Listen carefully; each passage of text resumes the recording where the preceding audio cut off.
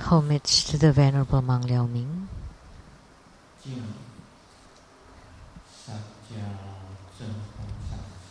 Homage to Master Sakya Zeng Kong. Homage to the 16th Dharma King Karmapa.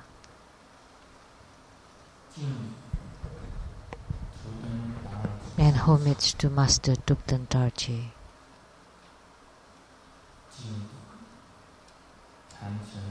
Homage to the three jewels of the altar.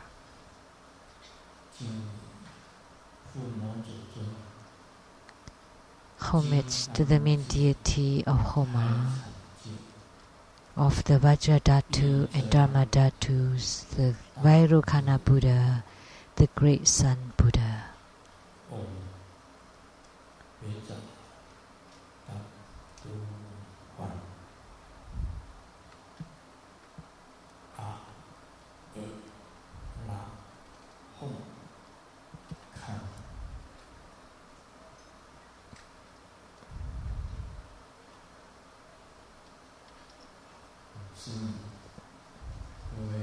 Simu, all Dharma masters, Dharma educators, Dharma teachers, Dharma lecturers, Dharma assistants, temple directors,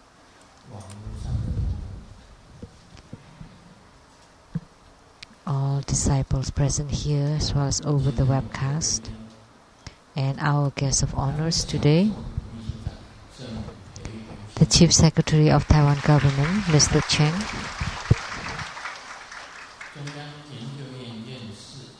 from Academia Sinica, Professor Zhu and Mrs. Zhu,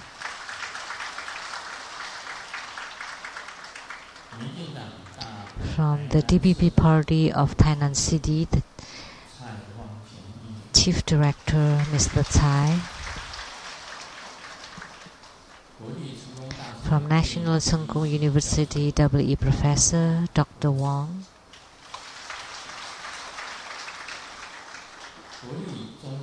from National Zhongzheng University, WE Special Guest Professor Dr. Wong, from National Yilan University, WE Assistant Professor Ms. Dr. Lin, from National Yunlin Science and Technology University, WE Professor Dr. Wang, from National Taiwan Science and Technology University Business Management Professor Dr. Lin and Mrs. Lin,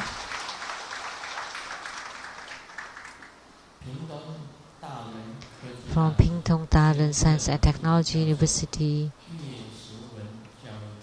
the Assistant Professor, Doctor in Education, Ms. Ye, from National Tsinghua University, Dr. Lee and Mrs. Lee,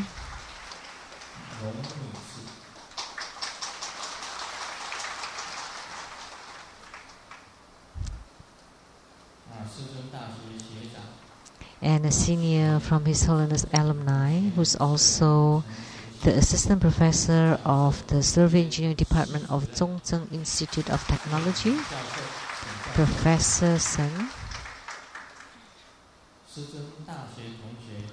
and the alumni of the same class of His Holiness Mr. and Mrs. Zhu, and a junior of His Holiness Alumni, Mr. Wu, from the KMT Party, the representative of the Kaohsiung City Vice Chair, Ms. Xu, Attorney Suda to Buddha Foundation, Mr. Zhuo, the well-known TV personality, Mr. Tai Ziyan,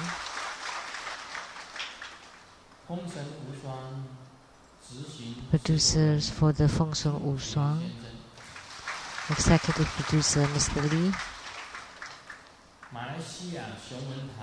from Malaysian Xiong Wen Tang, the 23rd lineage holder, Dharma Sister Lien Ao, and the 24th lineage holder, Dharma Brother Zheng Hui.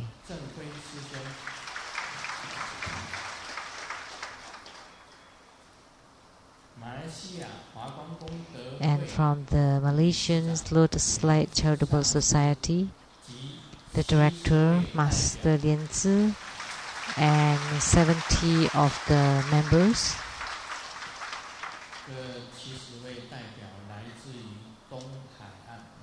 Who came from the east coast of Malaysia, and an author on the psychology of the two shores, Miss Sangguan Zhao Yi, and producers for the Illuminating Your Heart of CTI TV, Miss Rebecca Su, and producers of the Platform Sutra and Development Stages of Tantayana, Master Lien Yue, and the host, Dharma Sister Pei Jun. My sister, Liu Shengyan 女士.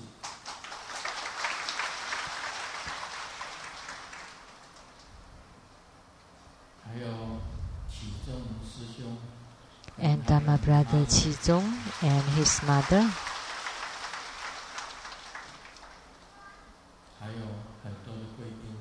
And many more guests of honors.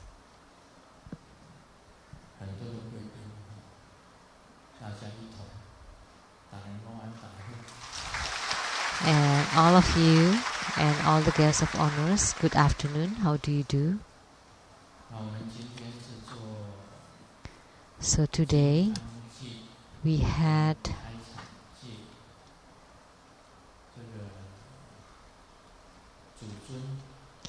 the main deity of the Vajradhatu and Dharmadhatu, the Vairocana Buddha, the Great Sun Buddha. So the Great Sun Buddha is also called Vairocana Buddha, and it's also called the Omni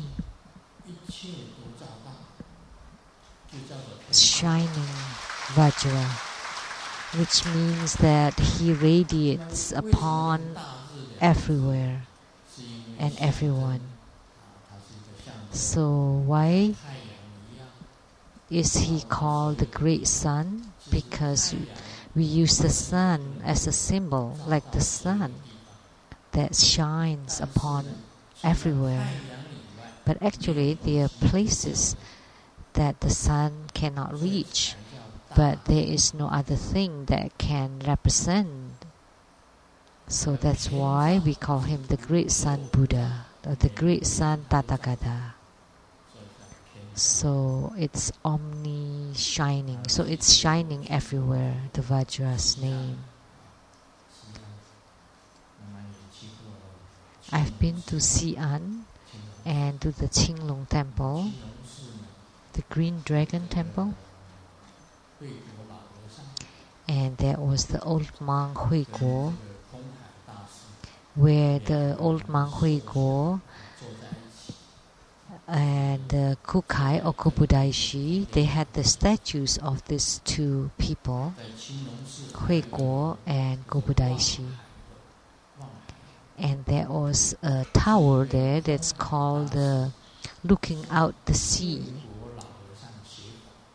because when Kobudaishi went to the old monk Hui Guo to study Dharma, and then he went back to Japan after that, and then the guru, the teacher, and the disciple never met again afterwards.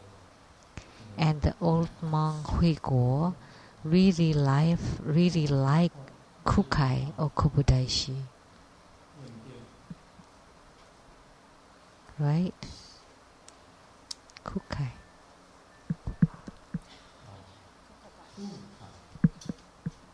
Kukai.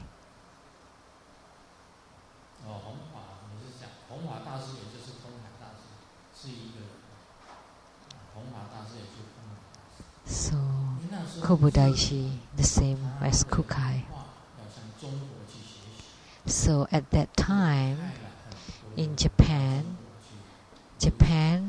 like to learn from China, so they sent a lot of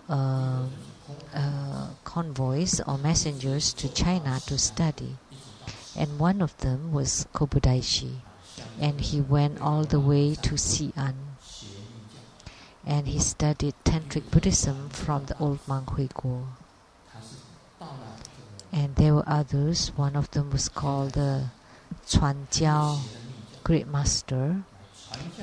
He went to Tian Tai Mountain and also studied the Tantric Buddhism. And he returned to Japan first, and he founded the Tantric sect that's called the Tian Tai Tantric Buddhism. And then Kobudaishi went to Xi'an and learned from the old monk Hui Guo, and when he returned to Japan, he founded Dongmi, which is the Eastern Tantric Buddhism. And in China, it is called the Chinese Tantric Buddhism. And at that time, there were Subharaka Simha, Vajrabodhi, and Amoga that went to the Tang Dynasty, that came from India to China during the Tang Dynasty, and they founded the Chinese Tantric Buddhism. So the old monk Hui Guo transmitted Buddha Dharma to Kukai, and the root deity or the yidam of Kukai is Vairocana Buddha, or the Great Sun Buddha. That's why his name is called the All Shining Vajra.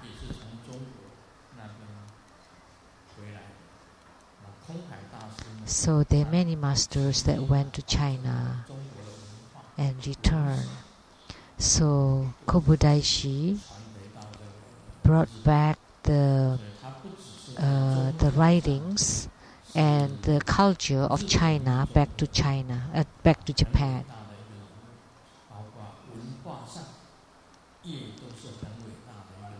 So he is a great person, not only in the religious field, but also in the art and culture, or in the literary field. So the yidam of Kobudaishi is Vairocana Buddha. And Vairocana Buddha is revered by Japanese Tantrayana, whether it's Vajradhatu or Dharmadhatu. So there's this history.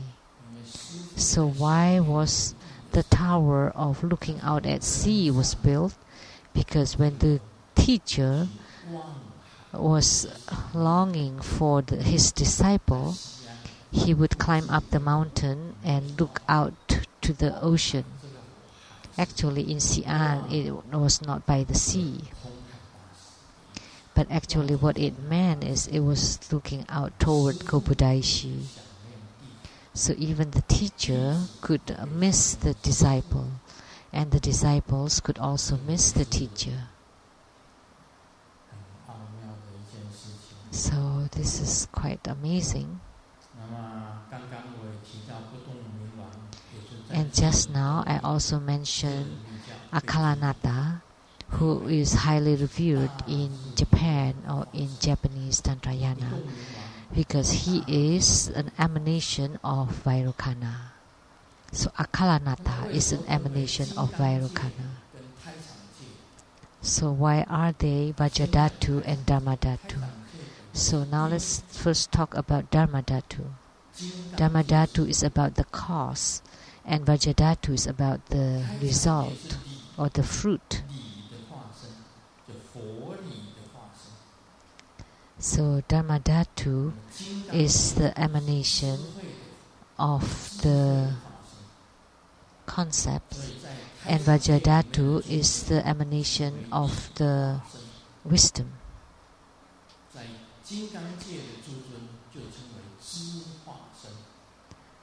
So it's two different emanations.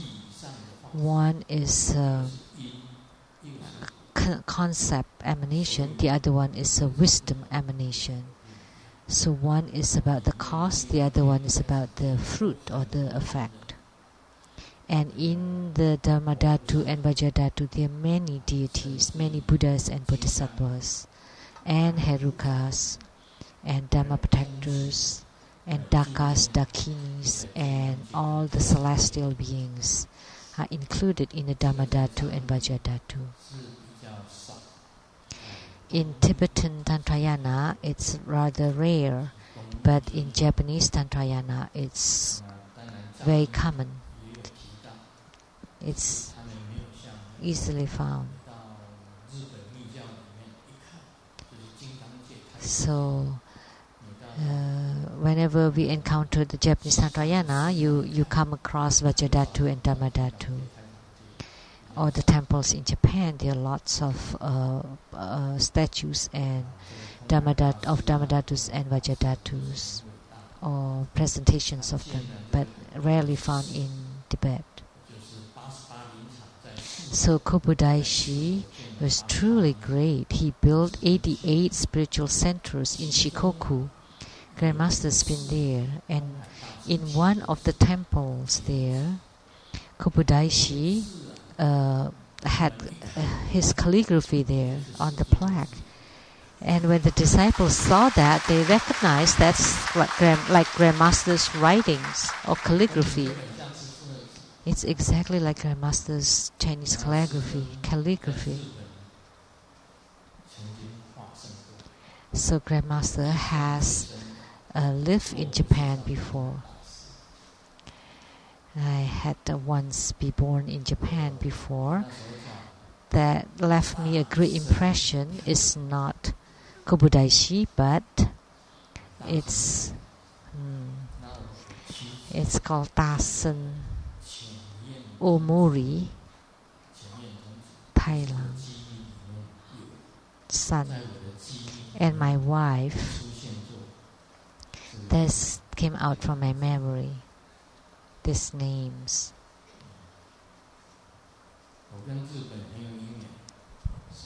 So I had great affinity with Japan.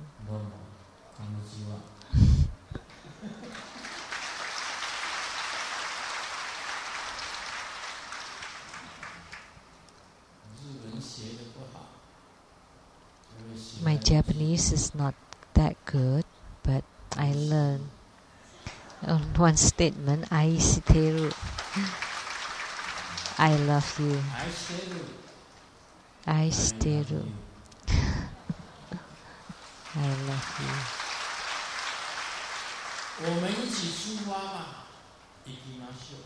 Oh, let's go together. Ikimasho. Let's go. Ikimasho. Let's strive for this fruition together.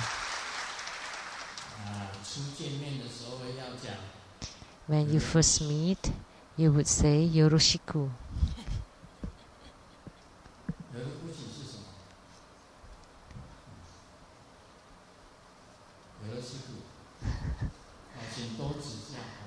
Yoroshiku. It's like when you first meet in Japan. We have lots of Japanese experts here. Professor Ye teaches Japanese, and we have a Japanese teacher. There are many Japanese teachers here.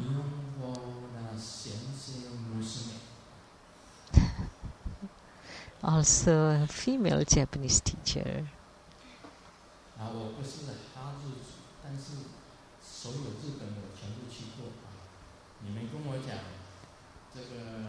I have been to all the places in Japan, to Kyushu, Honshu, Hokkaido, Shikoku, all the 4 great islands, and all the surrounding small islands.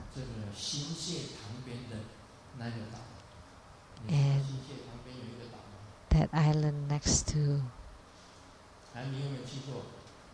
就是把那个日莲上人、日莲宗的日莲上人关在那里，关到死的那个岛。It's the island where they imprison the head of the Relian, which is the day lotus sack. You don't even know about this Japan. If you don't even know, how would I know? How about me? But I've been to the island.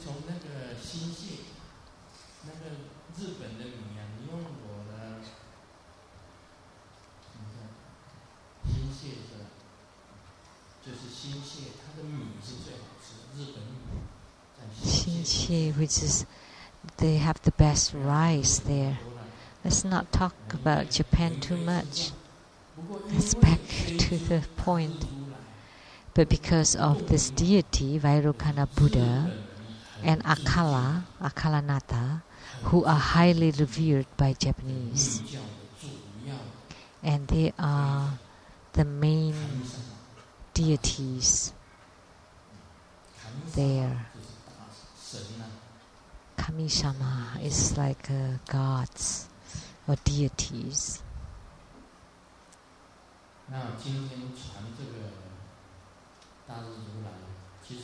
So today I have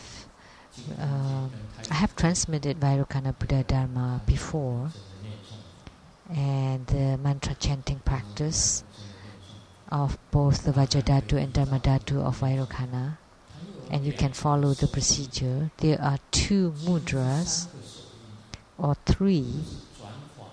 One is the Dharma turning wheel, one is the 5-finger mudra, and the other one is meditation mudra. Let me form it for you.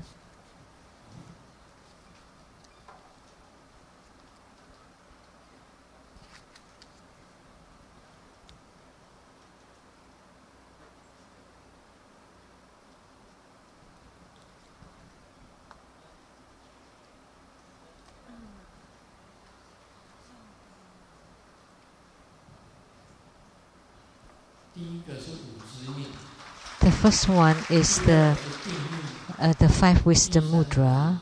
The second one is the meditation mudra, and the third one is the Dharma turning wheel mudra, the mantra. That's of the Vajradhatu. That's of the Dharmadhatu.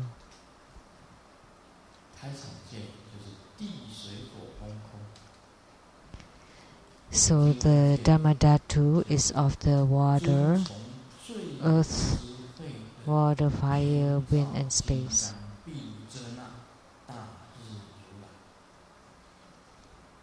So is the Vairocana Buddha, the great Sun Buddha, the all-shining Vajra of the Vajradhatu and Dharmadhatu. So with the form, the mudra and the mantra, this comprises the mantra chanting practice procedure. So that's the introduction of Vairocana Buddha. Now let's talk about Hevajra. On chapter 41, Hevajra's 10 key teachings. On the 6th, point number 6, the difficulty of samadhi is due to drowsiness or being too uptight. Yet Hevajra samadhi can, in case of drowsiness, help focus the mind qi into a house of emptiness. This is the secret on the channel character.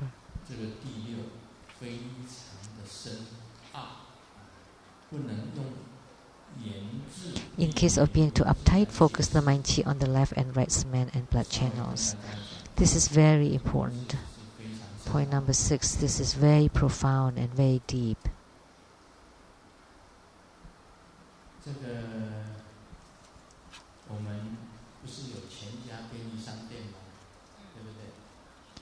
We have called the family convenience store, and they have this motto that the family store is your house, is your home. So there's this question.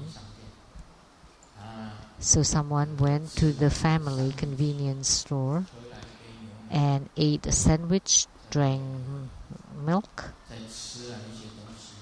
and a few other things, and didn't pay, and he left.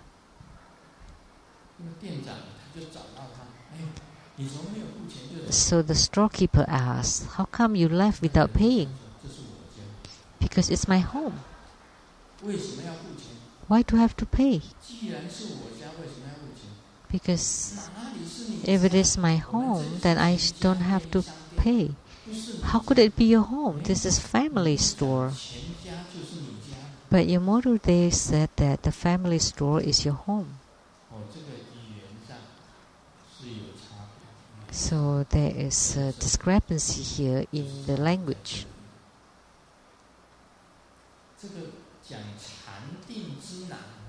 Talking about the difficulty of samadhi, samadhi is very difficult because it cannot be put into words.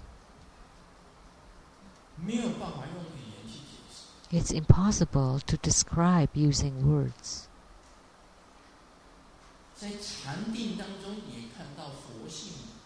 That in samadhi you could also see the Buddha nature. And you cannot also describe Buddha nature with words. That's why Sakyamuni Buddha took a flower. Oh, there's a flower here. Just hold a flower. When Sakyamuni Buddha was teaching Buddha nature, he took hold of the flower.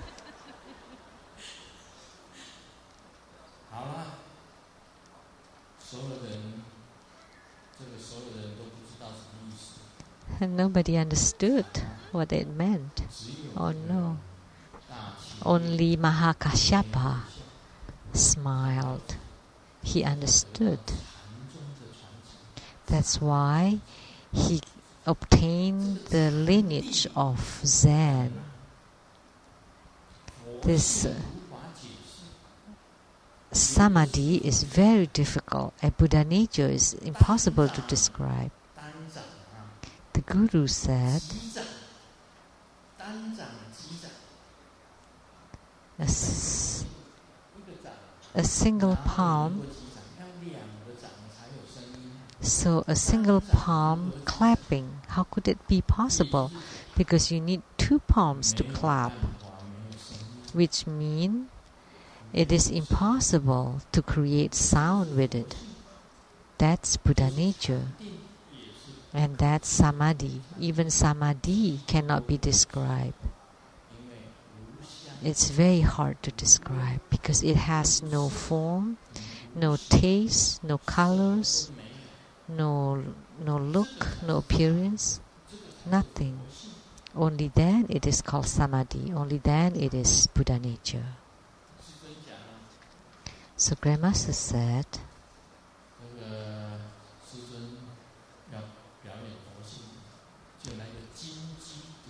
and Grandmaster wants to show the Buddha nature, he would stand on one leg. See, after you see that, you don't even know what it is. It's just standing on a leg, on one leg. There was a monk who hit the ground, and someone asked him, "What is Buddha nature?" And he would just hit the ground.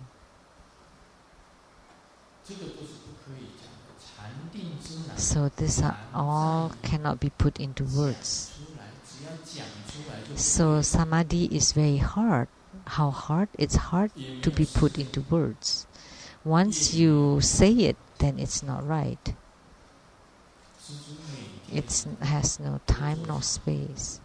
And every day Grandmaster performs samadhi or meditate when after I do my tantric practice, I went back to my room. I go back to my room, turn off the light, make it dark, close my eyes and I lay down. It's a sleeping meditation. First, I perform the 9-cycle Buddha breathing, and the Dharma flow entered into me.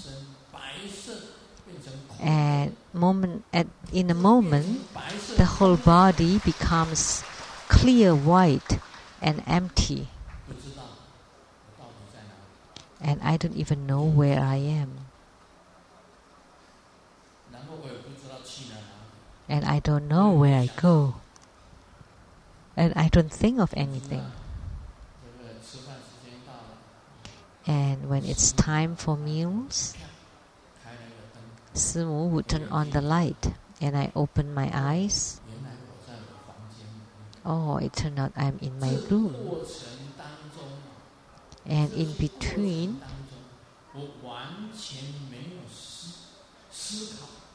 I have no thinking whatsoever in between. And I don't even know where my mind is or where my body is. And you have no dreams at all. No dreams. And no thinking, no thoughts. This is samadhi. It's not affected by any external circumstances because you don't even know where you are. And when I open my eyes, only then I would know I'm in my room. So you don't even know where you are. And you have no thoughts, no dreams. Everything's empty. Only then it is called samadhi. Or Chan. At this time, only at this time, the Buddha nature will appear. So the most important thing is the mind qi. The mind qi is centered in a house of emptiness. So your body is a house of emptiness. Nothing in there. It's an empty house. At this time, you will not feel any drowsiness because if you feel drowsy, you would fall asleep. Drowsy, falling asleep, sleepy, or being too uptight, it's impossible for you to enter into samadhi. So being too uptight, in today's world you can call it being too hectic, too active. So drowsiness, that's like depression. So being too uptight is like being compulsive, obsessive compulsive. But samadhi is you're neither drowsy nor uptight.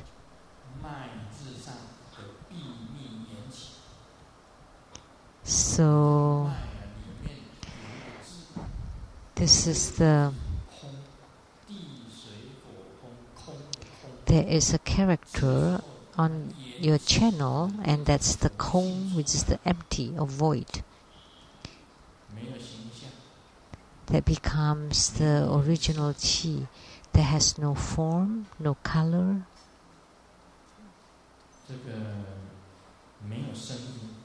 No noise or sound about it.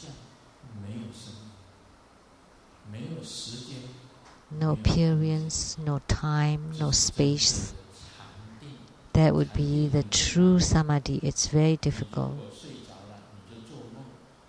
If you fell asleep, you would have dreams. That would be a different realm.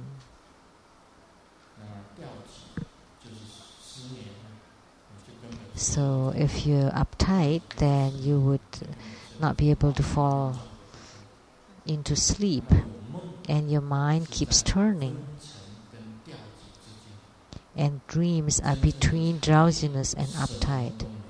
But the true samadhi, there's none of this.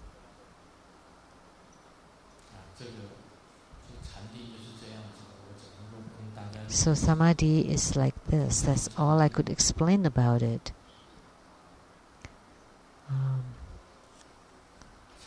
So what I missed earlier, if one masters this and observant and mindful, drowsiness and uptight are naturally corrected. So in samadhi, there is no beautiful or ugliness, there is no good or bad, there's nothing. And one will realize the clear birth of self, attaining the highest realm of samadhi of uncontaminated birth of self. So a son told the mom that the students in class today selected who would be the most beautiful mom, and you're selected. And the mom was really pleased and asked how. Because these are twin sons, and because everyone voted for his or her mom, but you have two sons, twins, so you got 2 votes. So you win. Everyone voted for his or her own mom.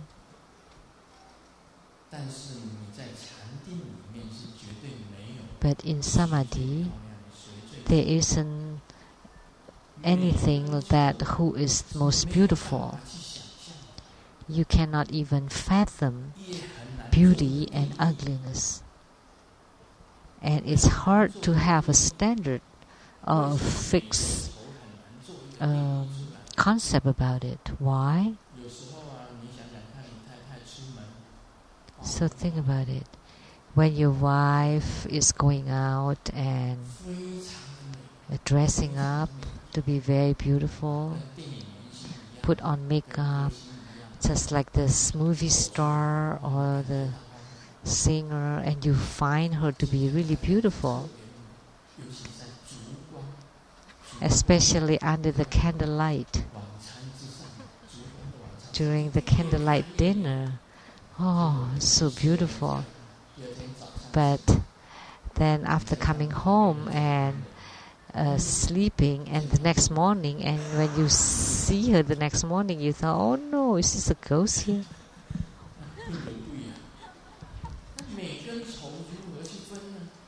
So how do you differentiate between beauty and ugliness? And look at South Korea. Grandmaster wants to go to Korea. And coming back, I would become a 30-year-old after going to South Korea. Who would I want to be? Oh, Ching Cheng-Wu. Had he had any plastic surgery? Ching Cheng-Wu. There's a movie star. So your grandmaster would become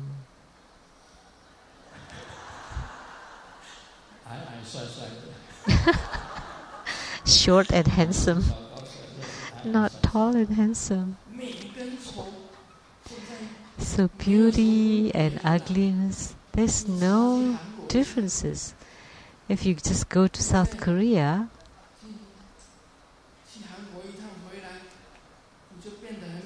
and you would become beautiful.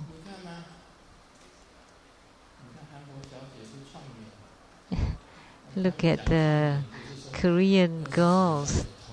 They would have the same face, like a dozen of them, and they all look the same. They just wear this different clothes. Oh no, the world has become like this. So what the Buddha said was right. The Buddha nature is like this. Everything is the same.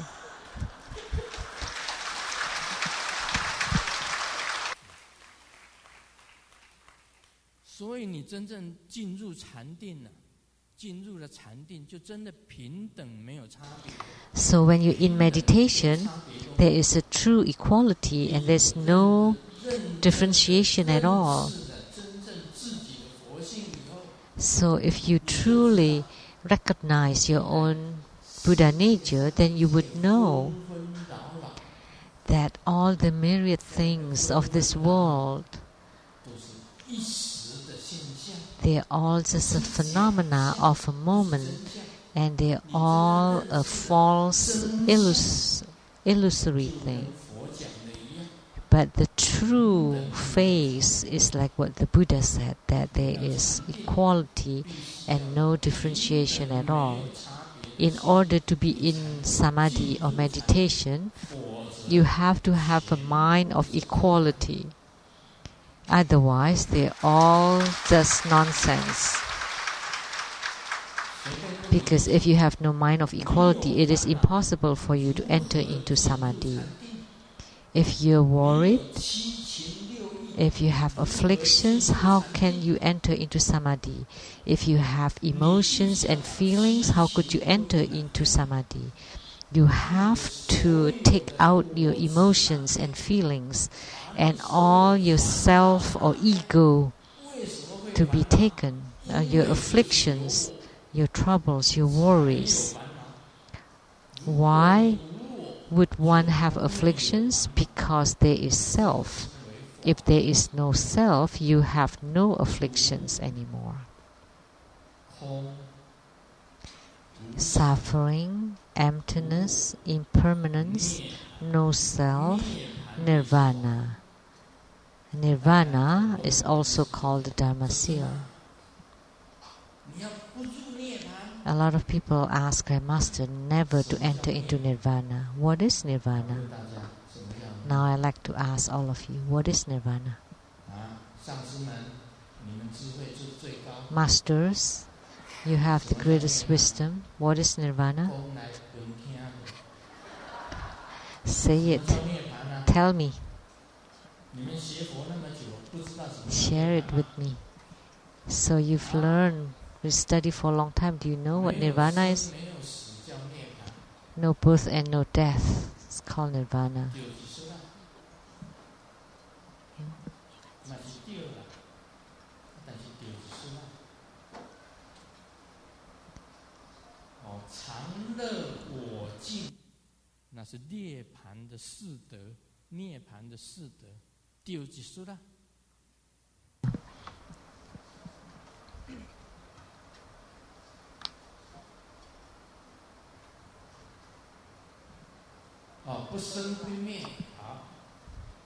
Oh, it's somewhat right. Oh, you know, but I like to tell you that it's impossible to describe nirvana. A lot of people tell me never to enter into nirvana. Let me give you an example. Then you would know what is nirvana.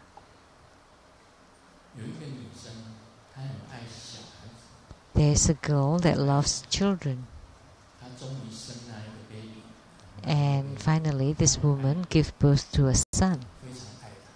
And she loves him very much. And after the woman gives birth to this son, not long afterwards, in a few short years, he died. The son contracted the bird's flu and died.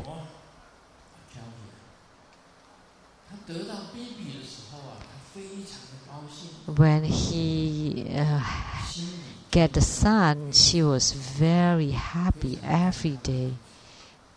Loved him very much. And when the son died, she was extremely sad and grieving. And then she opened her eyes and realized that it was just a dream. So between the birth and the death of the baby, that was all in the dream. And my happiness and my grief, they were all in the dream.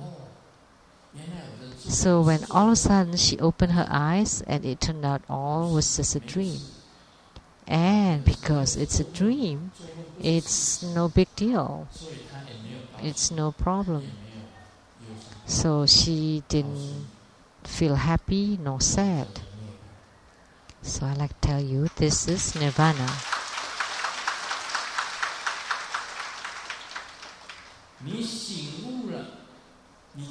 If you awaken, So when you awaken, that's called nirvana.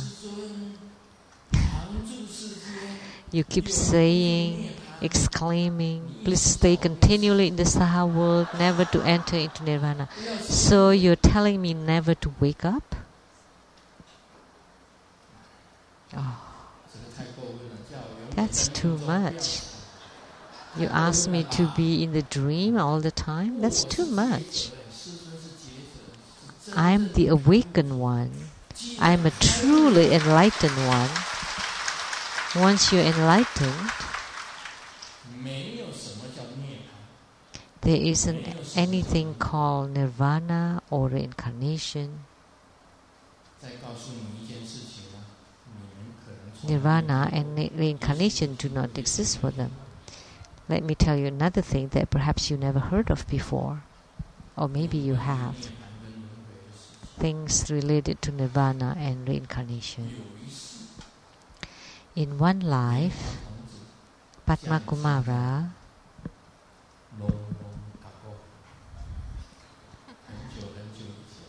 long ago,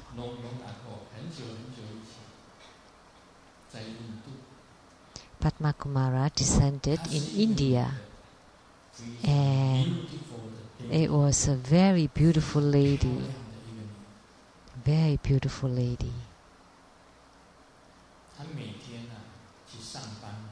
And she went to work every day and left work every day and made dinner, had breakfast, lunch, dinner.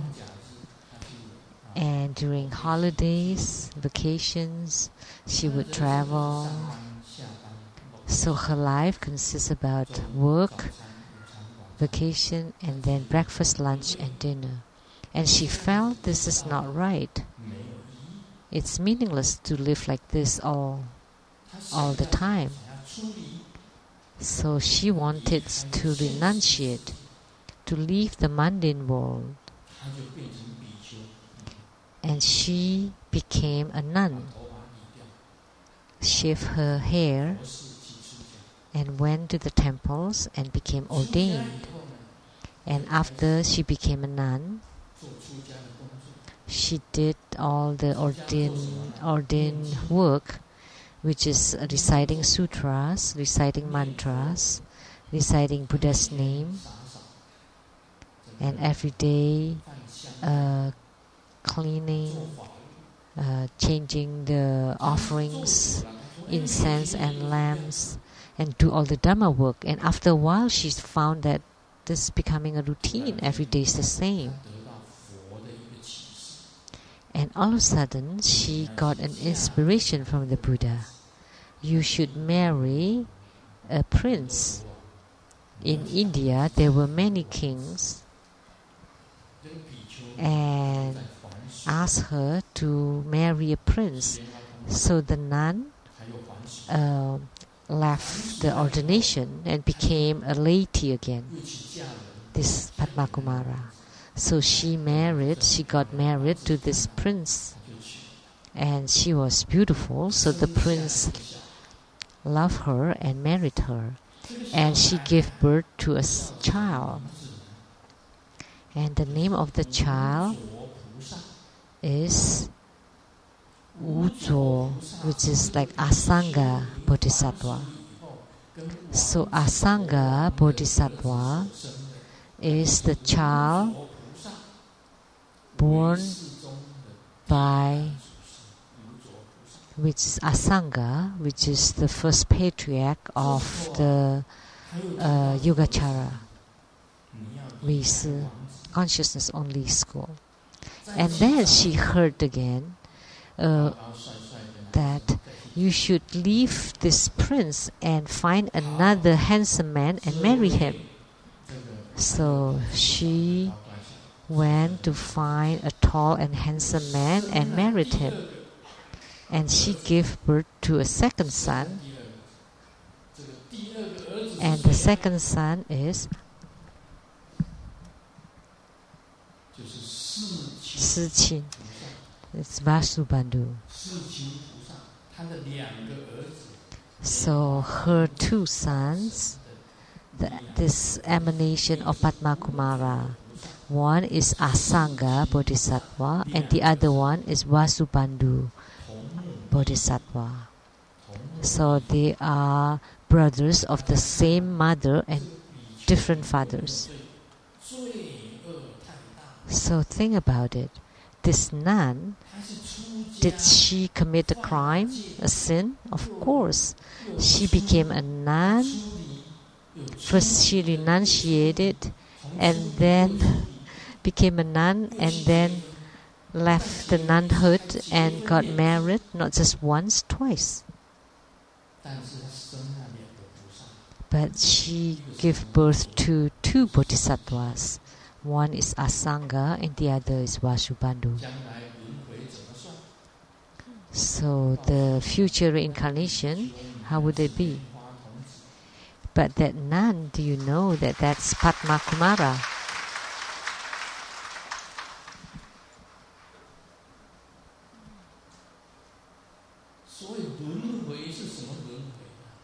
So reincarnation, how is it done? And nirvana, how is it? Don't you find it interesting? How would you calculate it? How would you say? So let me share a joke. There are two kids standing in front of the civil service department, and we're very curious seeing the couple who just registered for marriage. And then the kids said, okay, let's play a joke on them. And then they said, okay, sure. So they went to this man and called him Dad. They just registered for marriage. And the kids played a joke.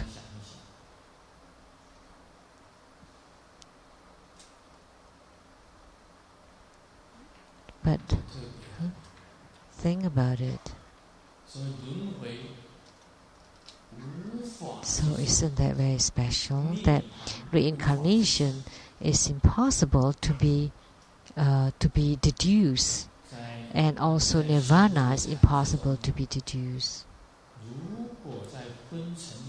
So about samadhi, if in case of drowsiness, you focus the mind chi in the house of emptiness, and in case of being too uptake, you focus the mind chi on the left and right channels, the two channels. If you master this and extremely observant and mindful, drowsiness and uptightness are naturally corrected. And then you will realize the clear birth of self, attaining the highest realm of samadhi, of uncontaminated birth of self. So Grandmaster, after completing my tantric practice, I do my sleeping meditation or sleeping samadhi. But don't copy me, because sleeping meditation has no thoughts, no time, no space, no form, no appearance, and you don't even know, and not sleeping either. And this is the highest realm of samadhi. And on number 7, Hevaja's great power. Hevaja has great power, very strong, indestructible. These are due that the mind chi focus on the secret area, on the channel character, and this is enough to eliminate all demonic obstructions.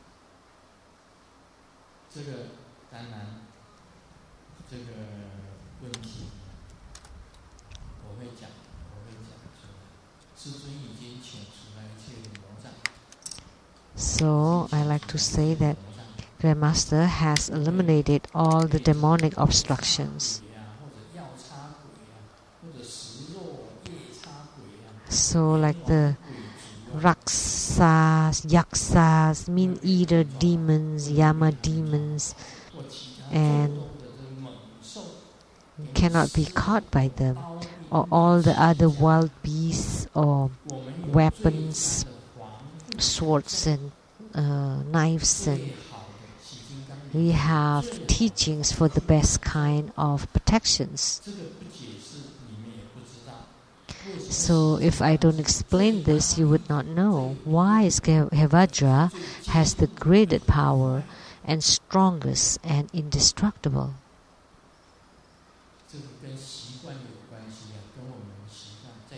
This is related to our custom and habits. Like in India, there are yogi, traveling yogi. They are carrying the alms bowl and asking for almsgiving.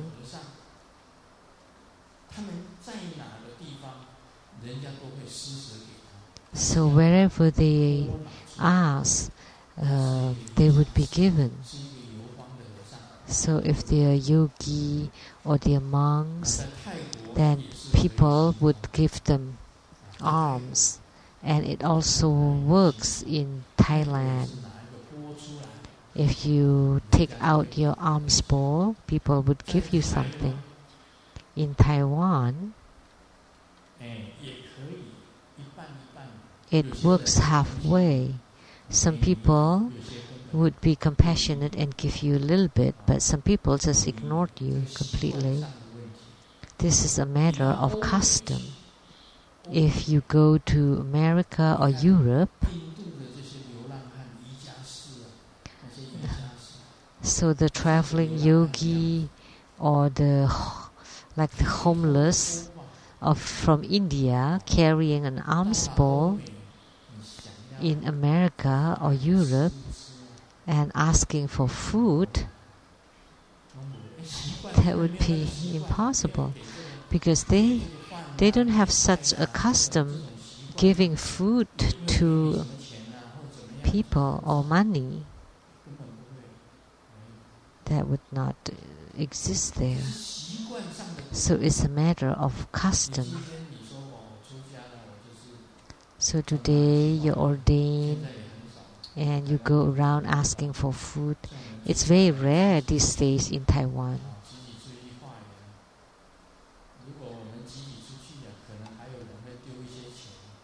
If we go as a group, maybe people would give us some money. In Taiwan, maybe halfway. In Bhutan, it also works. The yogis deep in the mountains, and when they have no more food to eat, they would come out and beg for food or ask for food, and then when they get more food, they would return to their retreat in the mountains.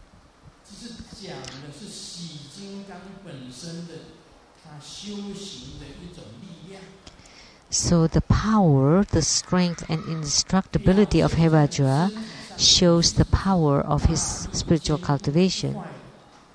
So in your body, it shows your great power, strength and indestructibility. And because the mind and the chi focus on the secret chakra, secret area. If you focus your mind and chi on the secret area, you would become very strong, indestructible, and have great power. So this is okay in India. So this is due to the custom of India, because this was came from India.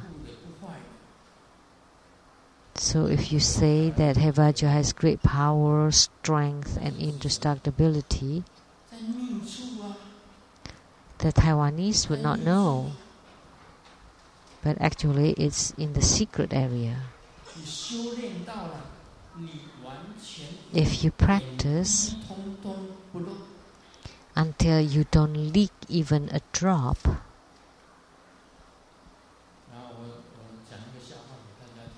now let me share a joke. If I have a child now, I would name him Lu Qi. Why? Qi means 7 because I give birth, I bear children at 70s. So if I have a child in my 80s, I would call him Lu Pa, Lu 8.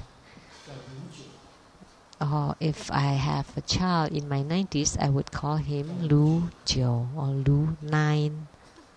但是师尊本身是讲师尊是坚固。 But Grandmaster would like to state that Grandmaster is strong. You know about the strength, the strong, the great power and indestructibility. That his body and mind is non-leaking. It would never leak the light drops.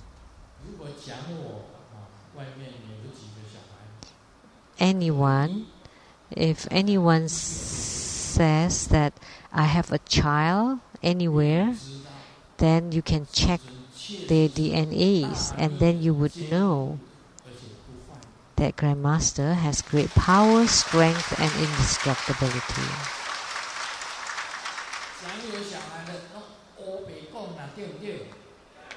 So if someone said that I have children,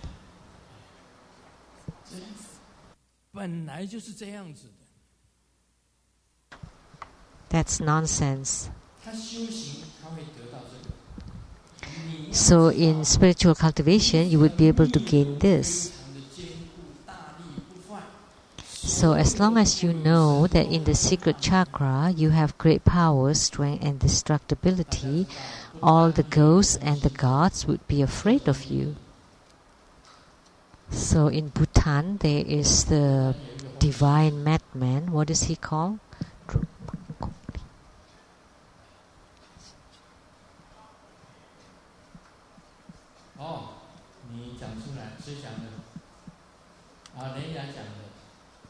Yeah.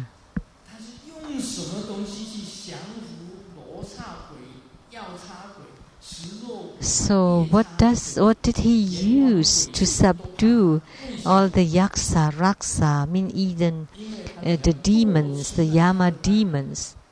He used that thing.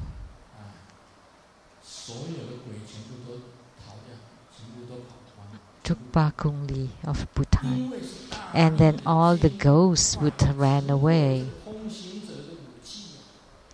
Because of the great power, the strength and the indestructibility, that thing became a weapon. And because of that weapon, they all ran away. But if you show that weapon in Taiwan, all the women would run away. Then you would be caught and imprisoned. Then you would be in the news as the nude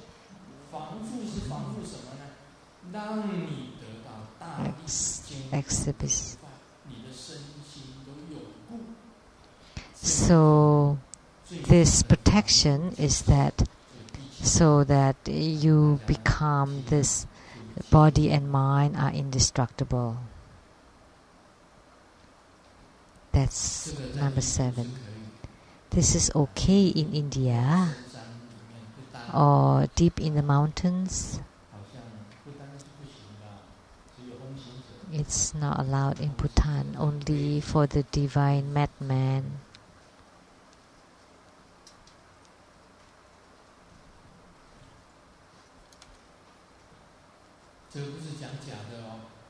Trukpa Kungli. So what I say here is not made up. These are all true facts. There's this joke that in going shopping,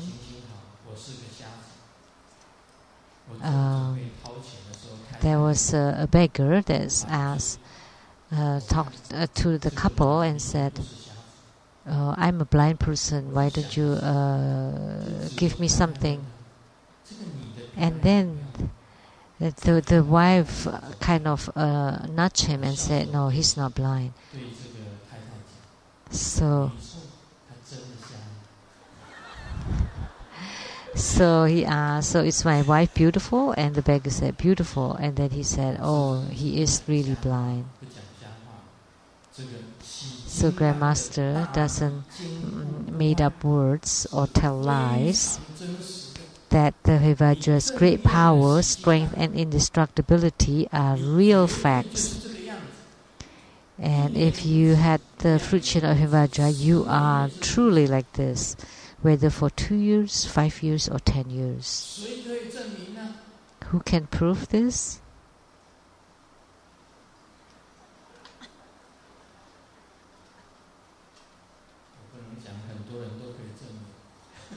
I cannot say that many people can prove this. I can only say that Simu can confirm it, right? Can I say it or not?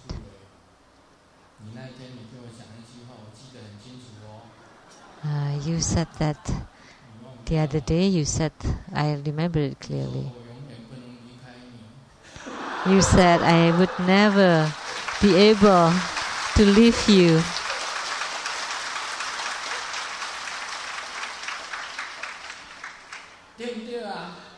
Right?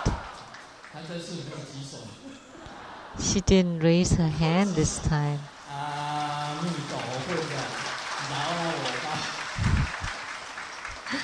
Amitabha, please spare me.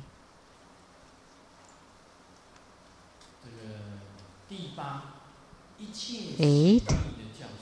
All Mahayana and Tantayana teachings, such as Sravakas, Pratyeka Buddhas, Bodhisattvas, Buddhas, the 6 rebirth realms, reincarnation and nirvana, and the 37 bodhicittas, and all the realizations of the 3 vehicle teachings, all included in the yogic sensations and sceneries of Vajra, without any differentiations or discrepancies. So Sravakas, that's like Hinayana.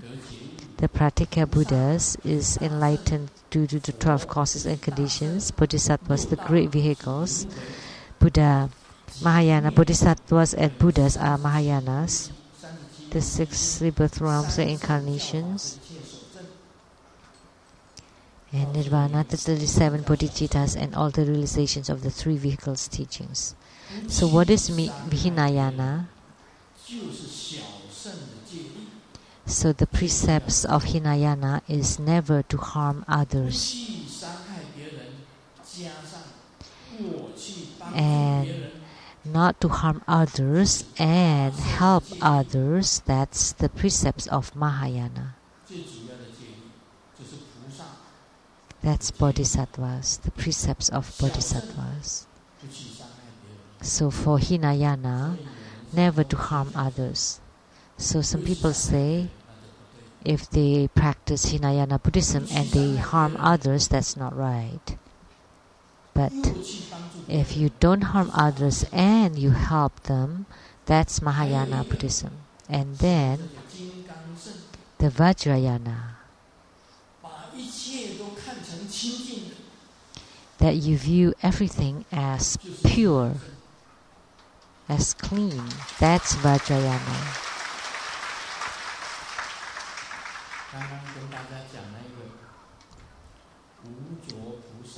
So just now I talk about the mother of Asanga Bodhisattva and Vasubandhu or Bodhisattva. She is of Vajrayana. Why? Because she views everything as helping sentient beings. Because complies to everything she did, complies to emptiness, to purity.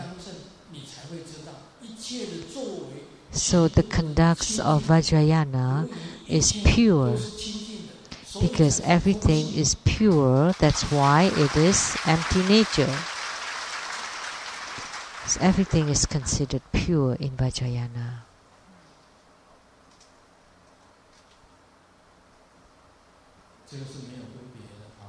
So there is no differentiation.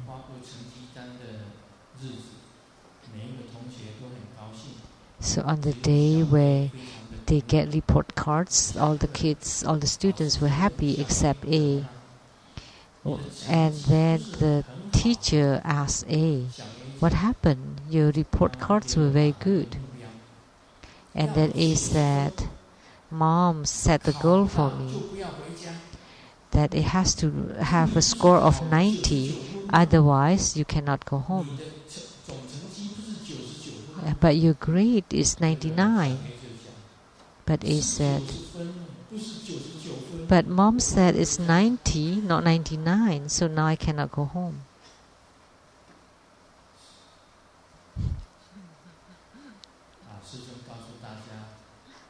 So Grandmaster would like to tell you, as long as you're empty nature, then you'll have a score of 100. That there is no differentiation, no differences. And in Vajrayana, it is completely empty and pure. Pure nature. Once you attain purity and empty nature, once you confirm the Buddha nature, then there isn't anything as 90 or 99, you are 100.